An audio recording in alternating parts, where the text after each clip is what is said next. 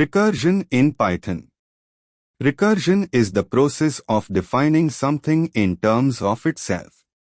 Python recursive function.